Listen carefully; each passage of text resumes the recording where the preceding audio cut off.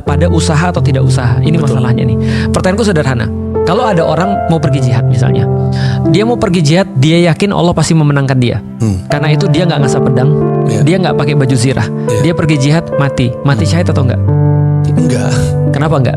Karena dia nggak melakukan usaha yang terbaik. Itu karena jihad adalah usaha terbaik. Iya. Ketika dia nggak melakukan usaha terbaik, maka dia mati dalam keadaan bukan syahid. Betul. Kenapa? Karena tidak ada usaha terbaiknya. Iya. Nah ini masalahnya. Iya. Nah artinya kalau kita bisa menyimpulkan problematikanya tauhid itu bukan hanya pada pengakuan tawakal, tapi ikhtiar yang terbaik itu adalah bagian daripada tauhid juga. Iya. Artinya kalau misalnya ada yang bilang kalau kamu misalnya masih khawatir dengan dolar yang naik pada rezeki kamu, berarti tauhidmu perlu belajar lagi.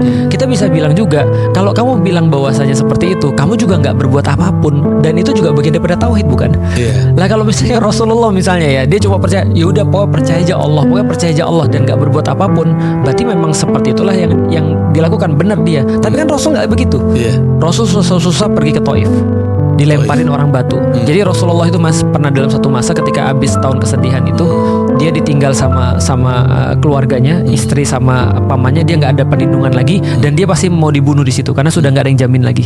Nah dia cari tempat baru untuk melindungi dia. Dia pergi ke Taif, jalan kaki dari Mekah ke Taif itu kalau sekarang 3 jam naik GMC.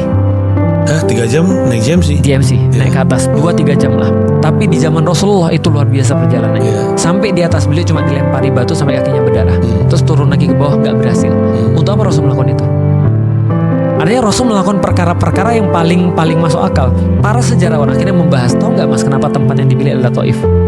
Karena secara strategi dan geopolitik Taif itu lebih terlindung daripada Madinah. Rasul nggak milih Madinah karena pertimbangan ikhtiarnya dia, pertimbangan manusiawinya, sebab akibatnya dia ini lebih bagus kalau jadi tempat untuk Islam. Benteng alami, nggak bisa diserang, puncak gitu kan ya, banyak air, banyak makanan dan segala macam dibandingkan Madinah. Madinah memang banyak kurma, tapi plain, mudah diserang orang. Iya. Dan tempat ya antara Syam sama Mekah. Tapi Allah kan akhirnya memberikan di Madinah. Allah selalu memberikan pertolongan pada orang-orang yang meyakininya, tapi mengharuskan kita untuk berbuat yang terbaik dulu untuk itu.